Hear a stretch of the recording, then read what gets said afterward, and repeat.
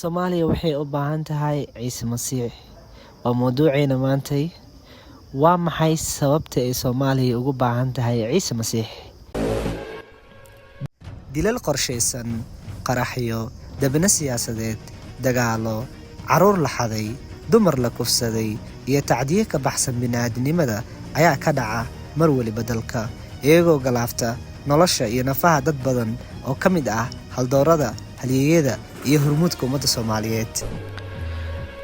Dalkan Soomaaliya waa dal burbursan nidaam ahaan iyo shuruuc ahaan, mana lahan qawaaniin iyo shuruuc isku haya afkaaraha iyo aragtiyaha kala duwan ee siyaasiga.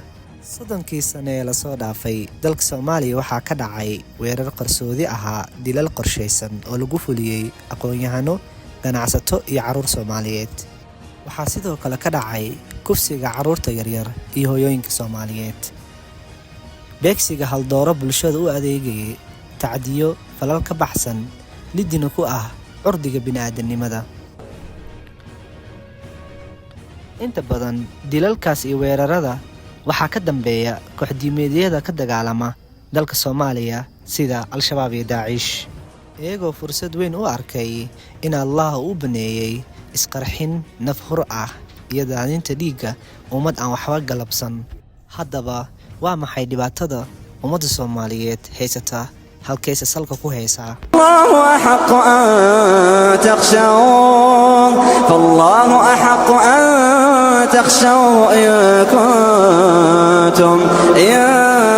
كنتم مؤمنين قاتلوهم يعذبهم الله بأيديكم ويخزيكم وينصر. Waxaan rajaynayaa hadda inaad fahantay dhibaatada halka ay salka ku hayso. Haddii Allah uu yahay mid xaq ah oo koonka uumay, muxuu nabad ugu hadli waayay ummaddiisa? Maxaa laga faa'iiday jihaad fii sabiilillaah? Jihaad fii sabiilillaah wax ku dhintay haldooro, aqoon-yahano, ganacsato, hooyooyin, maato aan waxba galabsan.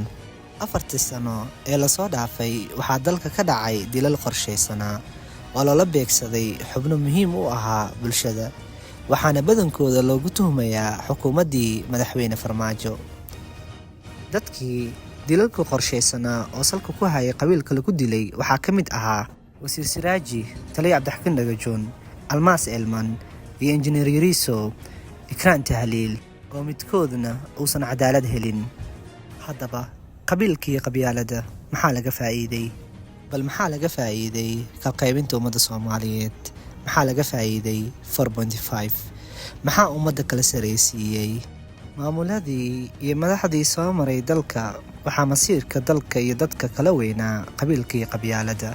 Nin lagu soo doortay qabiil goorma ayuu qaran u shaqaynayaa? Qaarkood waxay hogaamiyaal u ahaayeen jabhadihii dalka burburka u geystay iyo argagixisooyinkii dalka soo weeraray. Haddaba sidee baan u dooranay nin shalay dhibaato u geystay waddankeena hooyo? Sidee shalay nin laayay 150 arday oo qalan jebinaysa maantay ugu tirsanaan karaa dowladda Soomaaliya? Diinta Islaamku waa burburka ummadaha, isqarxin oo micnaheedu tahay jihaad, kufsiga caruurta oo micnihiisu tahay guurka ilmaha yaryar, dayac iyo dulmiga haweenka Soomaaliyeed loo geysto ee ka mid tahay gudniinka fircooniga iyo tacdiye kaloo badan.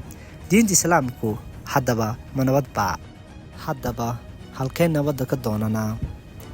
Nabaddu waxay taalaa halka uu joogo kan xaqa ah, kan mid ka sareeya aan jirin, kan mugdiga iftiinka u bedela, kan aan amrin qof in la dilo ama la isqarxiyo, kan aan jacayl mooye wax kale aan ugula dardaarmin. Kaasi waa boqorka boqortooyooyinka oo idil, sayidkeena Ciise Masiix.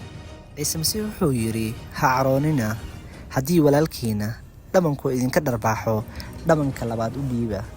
Halkaas oo ka cad inuu Ciise Masiix uu yahay nabadda adduunka. Kitaabka barakeysan ee Quduuska waxaa ku qoran mid kastoo Ciise Masiix rumaysta inuu heli doono nolosha weligeed, midna ma dhumi doono hadduu Ciise Masiix raaco. Mugdiga iftiinka ayaa ka badin doono. Soomaaliya waxay doonaysaa Ciise Masiix, maxaa yeelay Ciise Masiix waa nabad, waa jacayl taasina waxaa markhaati ka ah rumaysto kasta oo adduunyadan saaran oo ciise masiix rumaystay noloshiisa wuxuu ku nool yahay waa nolol farxad, waa nolol macaan, waa nolol rajo leh. Soomaaliyey u kaalaya ciise masiix. ciise masiix wuu idin jecel yahay. ciise masiix wuxuu idin siin doonaa nabad, jaceyl. Soomaaliya waxaa ka maqan 3 shay: iscafin la'aan, jaceyl la'aan iyo isrumaysad la'aan. Intaasba waxaa lagu heli karaa annagoo raacno kan xaqa ah, kan mucjisadiisa aan aakhiro ku barmaysgareynin, laakiin adduunyada ku tusaya dadka. Mid kastoo raacana adduunyada ku tusa mucjisooyinkiisa. U kaalaya ciise masiix walaalayaal.